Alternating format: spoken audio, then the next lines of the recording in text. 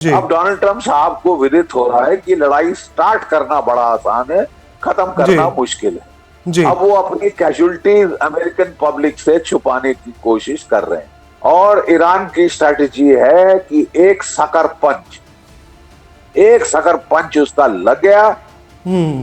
उसने अगर इब्राहिम लिंकन को डुबो दिया, वो हाथ धो के पीछे पड़ गए उसके। इब्राहिम लिंकन को डुबो दिया तो साहब डोनाल्ड ट्रंप साहब को लेने के देने पड़ जाएंगे।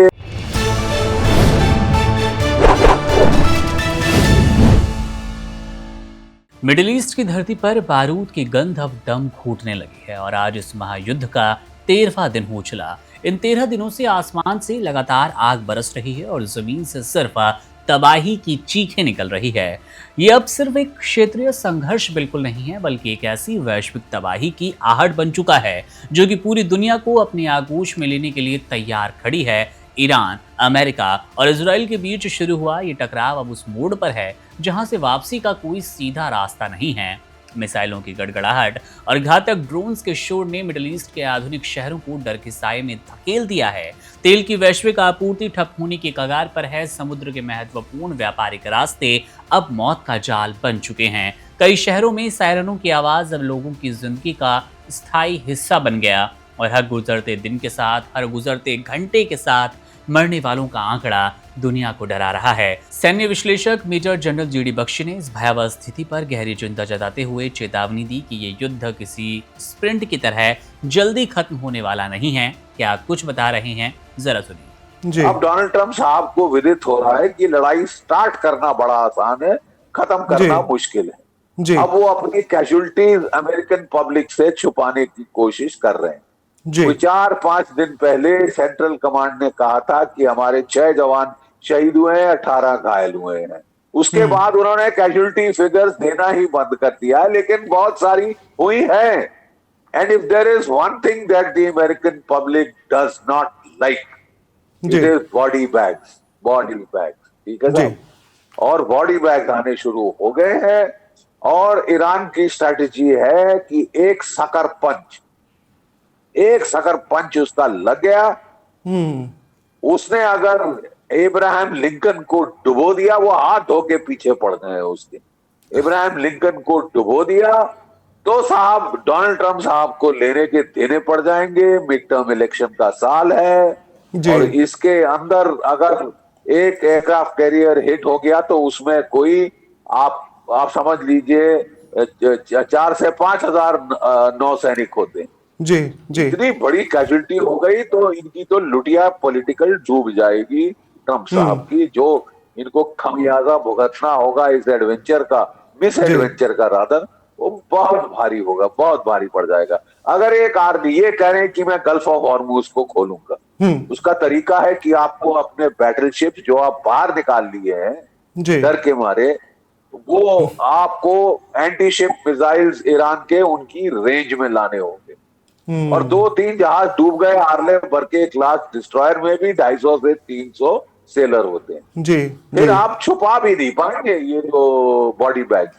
हाँ, जैसा और कि ये डोनाल्ड ट्रंप कह रहे थे कि मैं तो बड़ा इंटेलिजेंट हूं, मेरे साथ मेरे पहले अमेरिकन प्रेसिडेंट बेवकूफ थे, गधे थे, उन्होंने ईरान को कुछ नहीं किया, उन्होंने लंबी प्रोट्रैक्टेड वॉर्स लड़ी, मैं कितना चतुर हूं, मैंने तो एक फलसफा ढूंढ दिया है, cheap wars on the cheap, 1 day war 2 day quick in quick out, Maduro कब्जे में है, मैंने वेनेजुएला को हरा दिया, अब ईरान को मैं पीट दूंगा, खत्म कर दूंगा। रिजीम चेंज की बात हो रही थी, वहां खमाइनी का बेटा आ गया।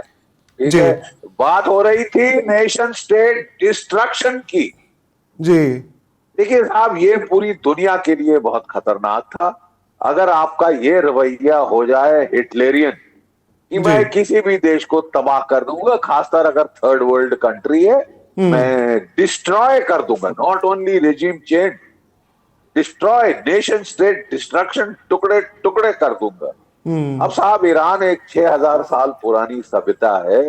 ये गल्फ स्टेट जैसे वो कॉलोनियल काल में बनाए देश नहीं है। लॉन्ग स्टैंडिंग 6000 साल की सभ्यता है, टेनेशियस फाइटर्स हैं, इसमें कोई शक नहीं। जी The Shias are known to fight losing battles, but with a tenacity that is unbelievable.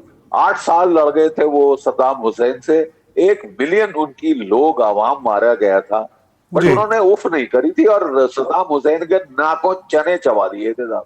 हम्म ठीक है, अब जी यही हम देख रहे हैं अमेरिका और इजराइल का हाल होते हुए। जी शेर की तरह दहाड़ते हुए थे, वो कहते ना कहीं चूहों की तरह न निकलना पड़े, एक क्योंकि इतना ज्यादा। हाँ, यस एक एक बहुत यस। इंपॉर्टेंट चीज कल हुई sir. Ali Larijani IRGC chief, उन्होंने बोला ट्रंप ने जो धमकी दी कि वॉर तो हम कभी भी खत्म कर सकते हैं, एक दिन में चाहे तो एक दिन में, अभी हम बस इसको लंबा खींच रहे हैं, बहुत आगे चल रहे हैं हम अपने स्ट्रैटेजी से। फिर अली लारिजानी उन्होंने बोला कि ये गलती आप ना करें, या इस तरह का बोले भी नहीं कि आप ईरान को एलिमिनेट कर देंगे, क्योंकि हम आपको अमेरिका में ही मार डालेंगे, वी विल एलिमिनेट यू। और ट्रंप ने उसी बस 8 घंटे पहले ये बोला था, एक रिपोर्टर ने उससे सवाल पूछा था ट्रंप से कि आपको लगता है कि स्लीपर सेल अब काफी एक्टिव हो गए होंगे ईरान में, और ट्रंप ने यहां तक बोल दिया कि जो उनको मारने की कोशिश हुई थी कैंपेन के दौरान, वो हो सकता है कि ईरान के ही किसी लोगों ने या स्लीपर सेल ने ये अरेंजमेंट किया था उनको मारने का। तो ईरान मार सकता है क्या ट्रंप को? ये वॉर को खत्म करने के लिए ट्रंप को ही सीधे निशाना बना दे यूएस में, ऐसी पॉसिबिलिटी, या स्लीपर सेल्स इतने ताकतवर हो सकते हैं यूएस में सर ईरान के? अभी तक तो उतनी ताकत नहीं देखी, but yes they are capable. शिया डायस्पोरा काफी है वहां पे। इसी खमैनी को मारना मतलब जो कैथोलिक पोप है उसको मार डालना। As far as the Shias are concern, वो उनका पोप है। द जी biggest mistake they made was killing Khamenei on day 1। वो तो नाच कूद रहे थे, भगड़े कर रहे थे कि मार डाला, खत्म, खलास, अब सरेंडर करो, मेरे पांव चूमो, जूते चाटो, जूते की मट्टी अपनी जीभ से साफ करो, बगाएगा बक। जी ऐसी अभद्र भाषा एक तो शोभा नहीं देती इतने ऊंचे रैंक को। जी ठीक है साहब। जी और ये इनको एक मीडिया डिजास्टर हो गया है। मीडिया डिजास्टर आप छोड़ दीजिए, पूरी दुनिया के लिए आपने ग्लोबल इकोनॉमिक डिजास्टर कर दिया है। जो भी पोस्ट कोविड रिकवरी शुरू हो गई थी, जी आपने उसका खात्मा कर दिया है। द प्राइस ऑफ ऑयल $110 प्रति बैरल पहुंच गई थी। जी स्टॉक मार्केट्स में खूना खच्चर हो रहा था, सारी दुनिया की, शामिल अमेरिका की स्टॉक मार्केट में। तब डोनाल्ड ट्रंप ने बोला, अरे बाप रे, ये तो भारी नुकसान हो रहा है इकोनॉमी का, मेरी भी। तो जी उन्होंने एक अपनी चहेती वो बुला के रिपोर्टर को बोला कि ये लड़ाई मैं 2 दिन में बंद कर रहा हूं। स्टॉक लेकिन मार्केट्स में जो ब्लड बाथ था वो रुक गया। जी और अब ईरान ने अगले दिन बोल दिया कि साहब हम तो नहीं खत्म कर रहे हैं, आपने लड़ाई शुरू करी है, खत्म हम कर रही थी। ठीक है ना? जी तो जी ये तो बहुत रेपुटेशनल लॉस होगा अमेरिका का। जितने दिन लड़ाई लंबी चलेगी लॉस होगा। एक सिंपल मैंने बोला था मैथमेटिकल इक्वेशन है, एक मैथमेटिकल मिसाइल इक्वेशन। जी कितने इंटरसेप्टर मिसाइल्स हैं इजराइल के पास, अमेरिका के पास, और कितने अटैकिंग मिसाइल्स हैं ईरान के पास। जी ठीक है। जो अमेरिका का प्रोडक्शन रेट है पेट्रियट्स का, वो है 650 मिसाइल पर ईयर। ठीक है। जी और जो अमेरिका का थर्ड का प्रोडक्शन रेट है वो 200 मिसाइल्स पर ईयर है। महीने के तौर पे ले तो ईरान 100 अटैकिंग मिसाइल्स प्रोड्यूस करता है पर महीना, जी और अमेरिका कोई 6 से 7 इंटरसेप्टर मिसाइल्स प्रोड्यूस करता है। You see that gap. जी जी और इसका मतलब इस वक्त पहले अंदाज था कि कोई 3000 मिसाइल हैं ईरान के पास। जी उसने मिसाइल कोई 5000 के ऊपर ही लग रहे हैं, शायद ज्यादा भी हो सकते हैं। प्रोडक्शन खुद करता है, बाहर से नहीं आते, जी अंडरग्राउंड फैक्ट्रीज में करता है। और रोज जो हमारे अमेरिका के जो chairman joint chiefs of staff हैं कि जी हमने तो 96% खत्म कर दिए, ये कर दिए, वो वियतनाम के टाइम भी हमने ऐसे बड़े बड़े एग्जैजरेटेड क्लेम सुने थे। और हम सब जानते हैं वियतनाम में हुआ क्या था। इतने साल लड़ने के बाद 50,000 बॉडी बैग्स के बाद रिचर्ड निक्सन साहब की प्रेसिडेंसी स्वाहा हो गई। जी ठीक है। इराक में आप लड़े गए थे, बड़े डंका पीट से मार डाला। थर्ड वर्ल्ड कंट्री कैसी कैसी कर दी। अब कॉलोनियलिज्म का युग आ गया है, फिर से अमेरिका बिगेस्ट कॉलोनियल पावर बनेगा, कॉलोनीज बनाएगा वगैरह वगैरह। 8 साल $4 ट्रिलियन खर्चे हुए, जी 4000 के ऊपर बॉडी बैग्स आए, बस हो गई। अफगानिस्तान में 20 साल लड़े, वहां तो टेक्नोलॉजी और भी इल्ले थी, जी तो वो जी भी लड़ गए साहब, एसिमेट्रिक लड़ाई। आप प्लीज समझिए that one of the greatest factors which is intangible despite all technological superiority is will. और अगर आप टेरेन का ठीक इस्तेमाल करें, आपके पास विल टू फाइट है, टेनासिटी है, moral, will power, national will है। जी जी नेशनल विल वीकेस्ट इस वक्त अमेरिका में, जी वो नहीं लड़ना चाहते। 80% लोगों ने सर्वे में बोल दिया था we don't want this war. Normally जब वॉर स्टार्ट होती है तो थोड़ा पेट्रियोटिज्म का सर्ज आता है, वो भी नहीं हमको देखा अमेरिका में, और जी। इजराइल में भी अब लोग परेशान हो गए, जी परेशान हो गए क्योंकि आप रोक नहीं पा रहे। आयरन डोम का उन्होंने भी स्टडी कर लिया है, and they have found the right answers, okay technological answers. Khurram शहर 4 सॉलिड फ्यूल, हाइपरसोनिक, फतेह 2 हाइपरसोनिक, और फ्रैगमेंटेशन वॉरहेड। एक मिसाइल आता है, और अगर वो पैराबोलिक ट्रेजेक्टरी में आता है तो आप उसको रोक सकते हैं, जी पेट्रियट से, थार्ड से, एरो से, डेविड स्लिंग वगैरह। जी लेकिन अगर वो कोर्स चेंज कर रहा है तो आप उसको रोक नहीं सकते। कोर्स चेंज करता है और फिर एक मिसाइल से मल्टीपल वॉरहेड्स निकलते हैं, क्लस्टर बॉम्ब जैसे। जी जो जी नुकसान इजराइल में हो रहा है वो दुनिया को दिख रहा है साहब। जी लेकिन प्रोपेगेंडा वॉर, इंफॉर्मेशन वॉर, आप जितनी भी जीत जाएं टीवी के ऊपर, ग्राउंड पे आप पिट रहे हैं और पूरी दुनिया आपको पिटते देख रही है। आप जितना भी मर्जी ईरान को मार लें, जी और आप मार रहे हैं, अच्छी तरह मार रहे हैं, बिकॉज आपके पास एयर सुपीरियोरिटी है। वो एयर सुपीरियोरिटी भी अंत होने जा रही है, क्योंकि कल हमने खबर देखी थी, जी पुतिन ने S-500 missiles with technicians, with operator Iran को दे दिए। जी जी अगर ये है तो ये जो आपका फ्री रन था, जब चाहे मारे, जितना चाहे मारे, सिविलियन मारे, है। We never heard the end of Ukraine में, बूचा बूचा बूचा 34 सिविलियन मार डाले। कैसे कमीने हैं, कैसे कुत्ते हैं, ये है वो है। इंटरनेशनल क्रिमिनल कोर्ट में करार कर दिया पुतिन को क्रिमिनल की, उसने 34 सिविलियन मार डाले हैं। आपने तो कोई 300 बच्चियां मार डाली है साहब स्कूलों में। जी तो वो किस खाते में आता है? मतलब आप जो करें वो जायज। आपके दुश्मन वो तो कॉकरोचेस हैं, कीड़े हैं, मकोड़े हैं, वो तो थर्ड वर्ल्ड के अश्वेत लोग हैं। आप व्हाइट सुप्रीमेसिस्ट हो साहब, है, जो मर्जी मारो, वो सब चलता है।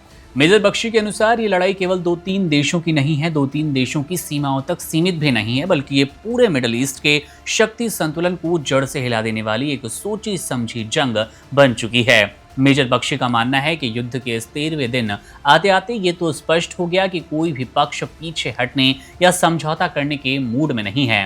ये संघर्ष हफ्तों का नहीं बल्कि महीनों तक खिंच जाएगा और इसकी आग दूर तक जाएगी। अमेरिका और इजराइल ने ईरान के रणनीतिक सैन्य ठिकानों पर प्रलयंकारी एयर स्ट्राइक की तो लगा था कि शायद ईरान घुटने टेक देगा, लेकिन जवाब में ईरान ने जिस तरह से मिसाइलों और आत्मघाती ड्रोनों की झड़ी लगाई, उसने पूरे समीकरण बदल डाले हैं। आज स्थिति ये है कि एक तरफ अमेरिका और इजराइल के पास दुनिया की सबसे उन्नत तकनीक, अचूक एयर पावर और घातक खुफिया तंत्र है, तो दूसरी तरफ ईरान के पास मिसाइलों का वो विशाल जखीरा और ड्रोनों का नेटवर्क है जिसे भेद पाना नामुमकिन सा लगता नजर आ रहा है। यही वो संतुलन है जो इस युद्ध को एक तरफा नहीं होने दे रहा और इसे एक बेहद खतरनाक और अनिश्चित मोड़ पर ले आया। पिछले 13 दिनों में जो नुकसान हुआ उसका आकलन करना एक कठिन काम होगा, रूह कपाने वाला है। कई प्रमुख सैन्य ठिकाने मलबे के ढेर में तब्दील हो गए, सैकड़ों लोग मौत को प्राप्त हुए और हजारों घायल अपनी जिंदगी और मौत की जंग लड़ रहे हैं, अस्पतालों में भर्ती है।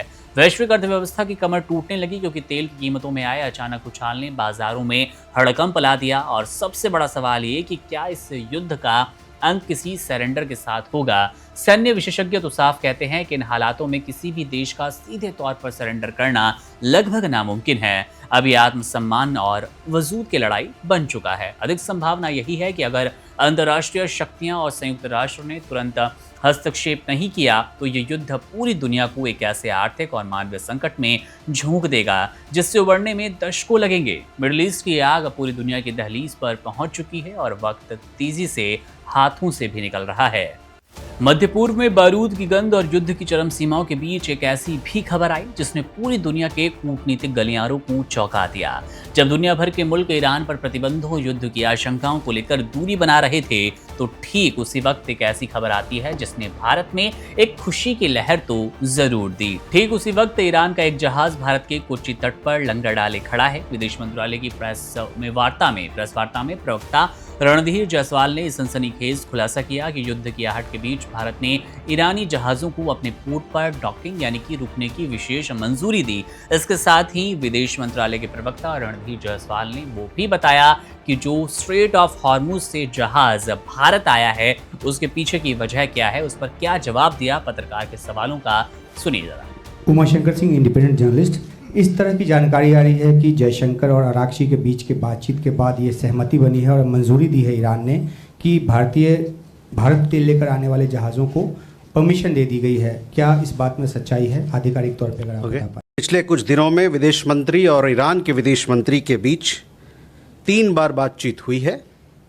अंतिम बातचीत में शिपिंग की सुरक्षा और भारत की ऊर्जा सुरक्षा से जुड़े मुद्दों पर चर्चा की गई।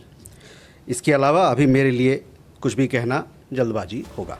पूरा घटनाक्रम तब शुरू हुआ जब ईरान ने 20 फरवरी को भारत से अपने 3 जहाजों को भारतीय बंदरगाहों पर लाने की इजाजत मांगी थी। अंतर्राष्ट्रीय स्तर पर जारी भारी तनाव के बावजूद भारत ने अपनी रणनीतिक स्वायत्ता का परिचय देते हुए 1 मार्च को इस अनुरोध को हरी झंडी दी। इसी मंजूरी का परिणाम है कि ईरान का जहाज IRIS लावन 4 मार्च को कोच्चि पहुंचा और वर्तमान में उसका एक पूरा क्रू भारतीय नौसेना की सुविधा और सुरक्षा के घेरे में मौजूद है। इस जहाज का भारत पहुंचना इसलिए भी हैरान करने वाला है क्योंकि मिडिल ईस्ट में पिछले 2 सप्ताह से तनाव अपने चरम पर है और इजराइल के साथ ईरान का टकराव तेजी से बढ़ रहा है। विदेश मंत्रालय ने स्पष्ट कर दिया कि ये केवल एक तकनीकी डॉकिंग नहीं है बल्कि इसके पीछे गहरी कूटनीतिक बातचीत छिपी है।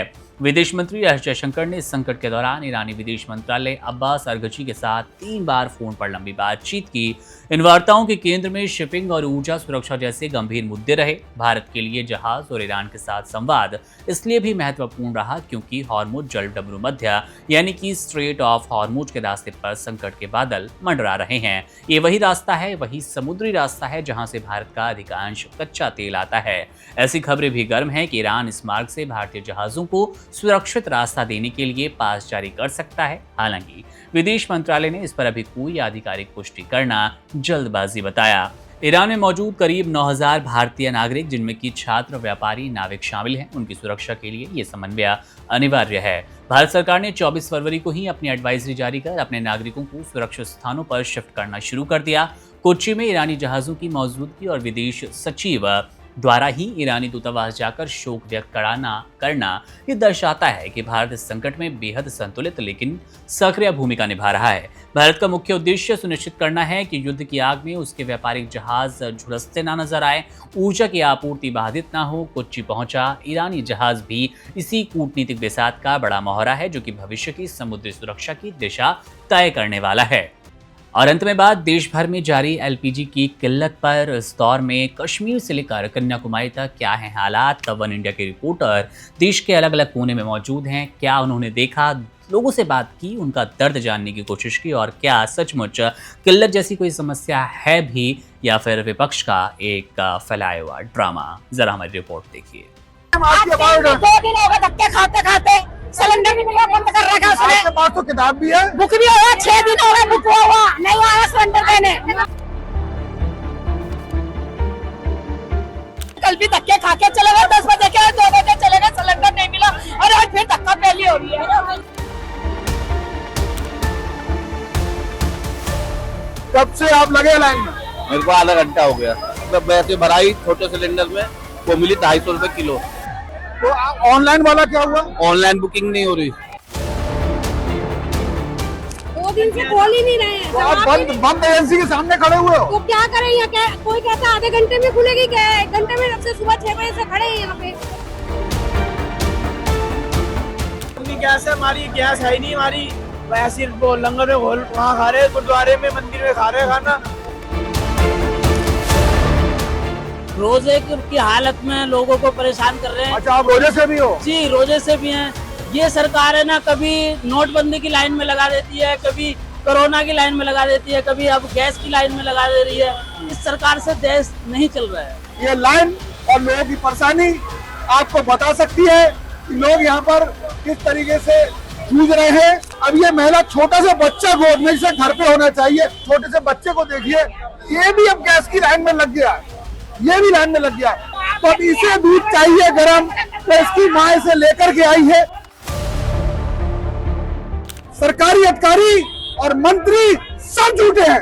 अगर नहीं झूठे होते तो ये बच्चा लाइन में नहीं होता, ये लोग इस तरह नहीं खड़े होते, बहुत एजेंसी के सामने लोग लाइन लगा कर नहीं खड़े होते। झूठ है।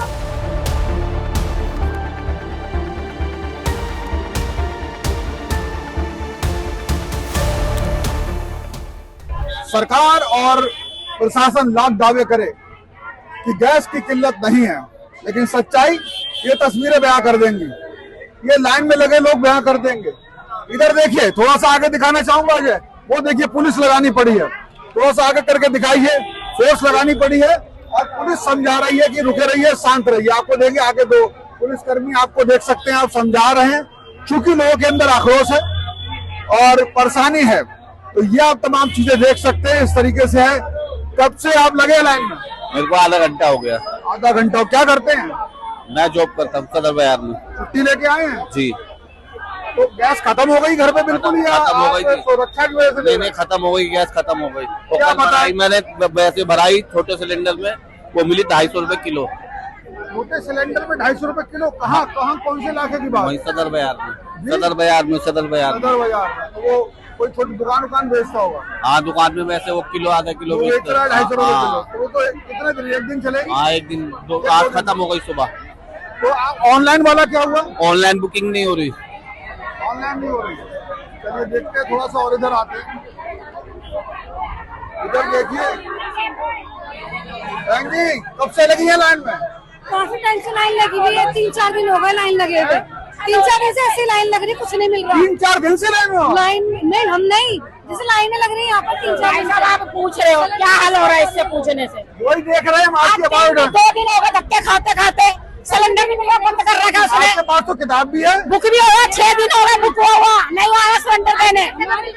अच्छा, कहाँ मिला? आपके पास भी है किताब? सारा सिलेंडर वाले के पास आ गई। क्या वो बोल क्या, ये ऑनलाइन हो जाता है ना? ऑनलाइन नहीं हो रहा? ऑनलाइन करवाना नहीं हो गया, पहले हो जाता बुक करे हुए। कहाँ आप पहुँचा सिलेंडर? ऑनलाइन बुक हो गया? हो गया। वो कैश जो रसीद कटती है वो आ जाती है, कैश में वो आ गई?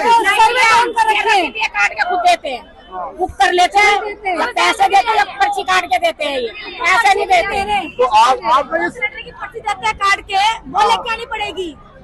ये क्या आपके हाथ में क्या है? ये दवाई का पर्चा है। पर्ची है दुकान का। अच्छा, तो आपकी ऑनलाइन बुक नहीं हुई? नहीं हुई, तो इसलिए आप कब से लाइन में हो? हमें भी 3 दिन हो गए लगे लगे। अभी मिली भी? अरे भाई साहब, आप ये सोचो, जिनके बुक हुए ना सिलेंडर पर्ची वाले, उनको मिलना चाहिए। अरे आप माता जी बड़ा बुजुर्ग था, आप बच्चे को भेज देती लाइन में किसी? हमारे पास बच्चे को पहले बुला दो आप सिलेंडर। हमारे पास बच्चे नहीं है, अकेले आना पड़ा। तो आप भी कितने देर से लगी हो? मैं तो सुबह से धक्के। अच्छा, आप गैस है या सुरक्षा की वजह से? भाई साहब, हमारे दोनों सिलेंडर खाली पड़े हुए हैं। 1 किलो गैस मिलती थी ना, वो भी नहीं मिल रही है, वो भी नहीं बेच रहे हैं। अब बताते हैं क्या करें? बेटा इधर आना, लल्ली। सारे पब्लिक पकड़ के ना सारे छोड़ेंगे। आप लोग भी अभी देर से लगे हो लाइन में? काफी देर से? आप जॉब करती है, क्या है? Housewife. जी, हाउस वाइफ है। तो बच्चे स्कूल गए, छोड़ के आई या किसी के हवाले? नहीं, बोल कर आई हूँ 12 बजे। तो वो उनके आने तक नहीं मिला तो जाओगी आप? बच्चों जाना पड़ेगा, अगर बच्चों की छुट्टी है, अगर नहीं हो पाता है ना ये भी। और आपके हस्बैंड ड्यूटी, तो ये भी एक समस्या है। तो आपका गैस खत्म हो चुकी है इसलिए लगी हुई है कि भाई खत्म ना हो जाए करके? नहीं सर, खत्म होने वाली है, खत्म हो गई है सर। अरे बहन जी, क्या नाराजगी है आपकी? ये नाराज के कल भी धक्के खा के चले गए, 10 बजे के 2 बजे चले गए, सिलेंडर नहीं मिला और आज फिर धक्का पहली हो रही है। अब देखिए हालात ये हो गए, सरकार कह रही है कि भाई कोई परेशानी नहीं है, ये देखिए पुलिस लग रही है एजेंसी पे, आप हालात देखें और बता क्या रहे हैं अंदर, क्या समस्या आ रही है।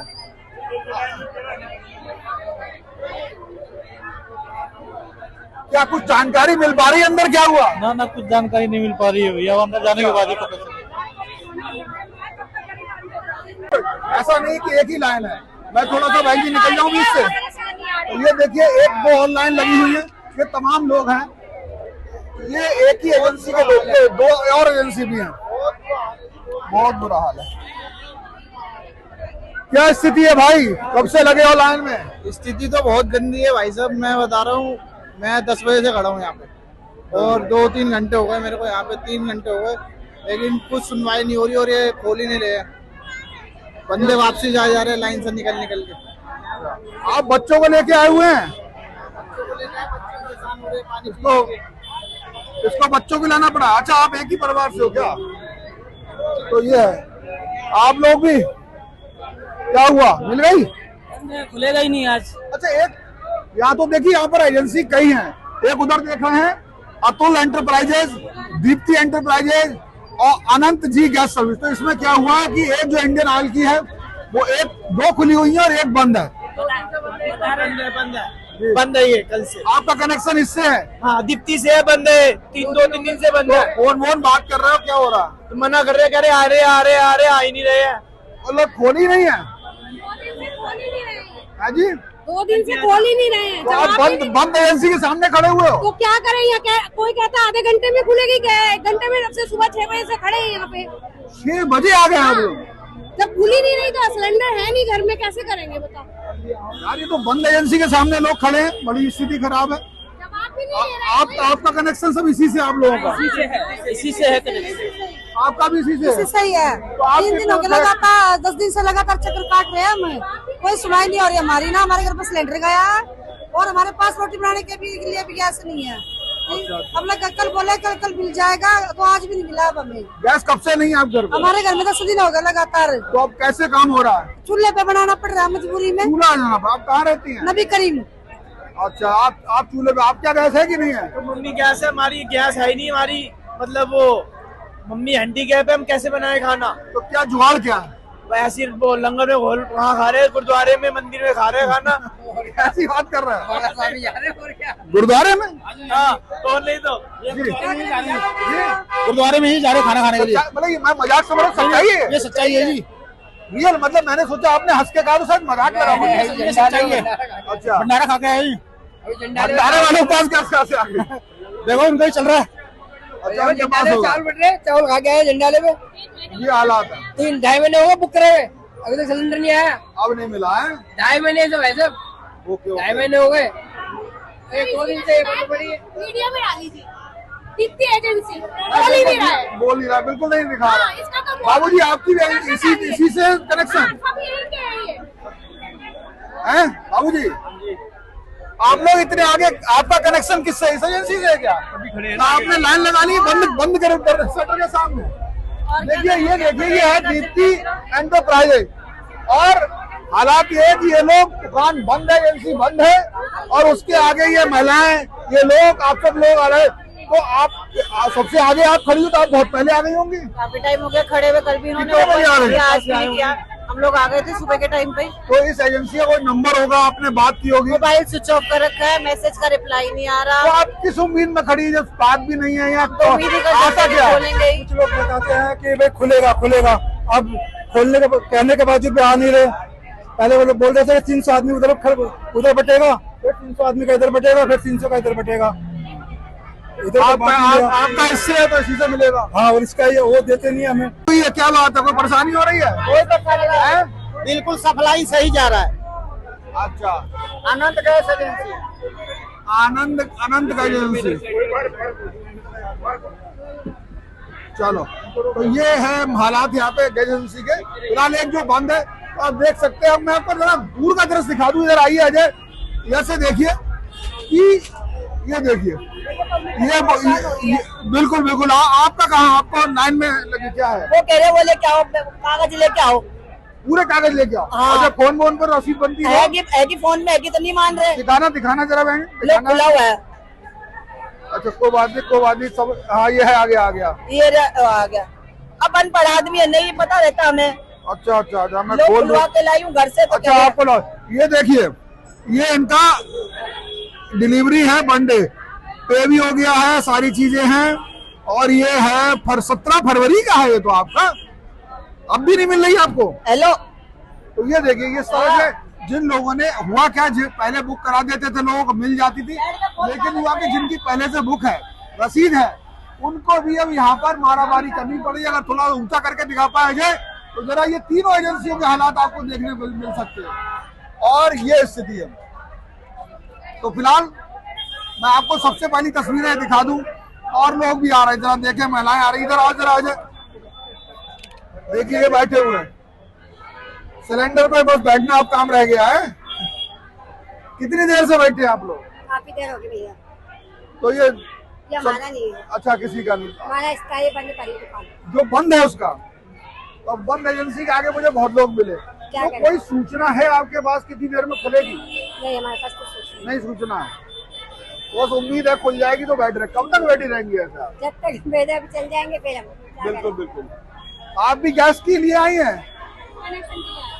कनेक्शन चाहिए? अभी तक कैसे मिल रहा था गैस? अभी तक तो आ रही थी, आपके बाद नहीं। आप बता रहे हैं कि अब लेट आ रहे हैं सिलेंडर। अच्छा, तो अब आगे बच्चों को लेके आप लोग? जी। गैस खत्म हो गई है या अभी है थोड़ी बहुत? अभी है, लेकिन मैं अपनी फ्रेंड के साथ उनका कनेक्शन कराने के लिए, वो विधवा है ना, तो उनका कनेक्शन कराने के लिए। अच्छा, उसके लिए। तो यहाँ तो मारामारी बहुत है।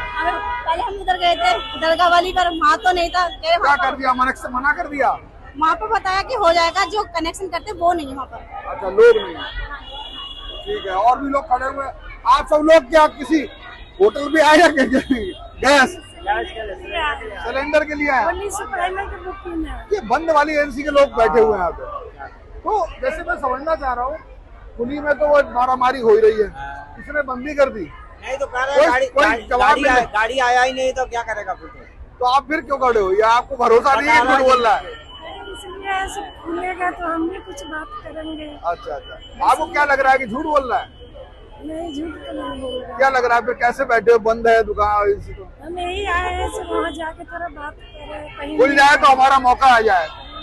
लोग तमाम यहाँ पे आप पीछे देख सकते हैं, 3 एजेंसी हैं, 3 एजेंसियों में 2 खुली हैं, एक के बारे में कोई सूचना नहीं है।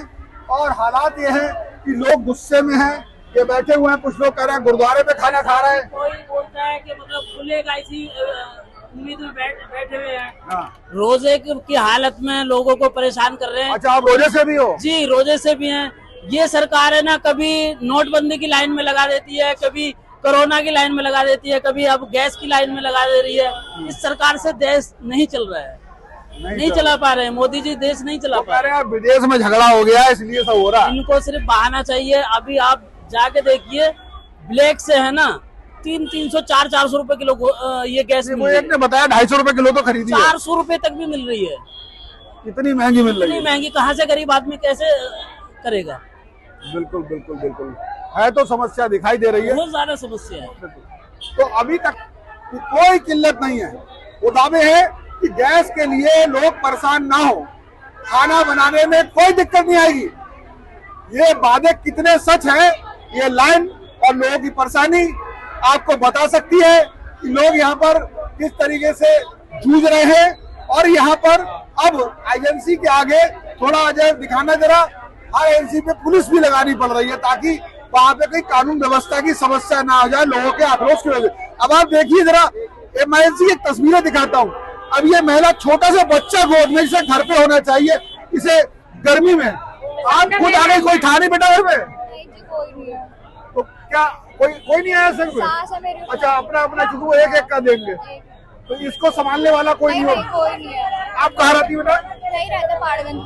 तो आप देखिए, ये आ जाए हुआ है, कोई दिक्कत नहीं, लेकिन ये छोटे से बच्चे को देखिए, ये भी अब गैस की लाइन में लग गया, ये भी लाइन में लग गया। तो ये दावे है ना जो, कोई दिक्कत नहीं होगी।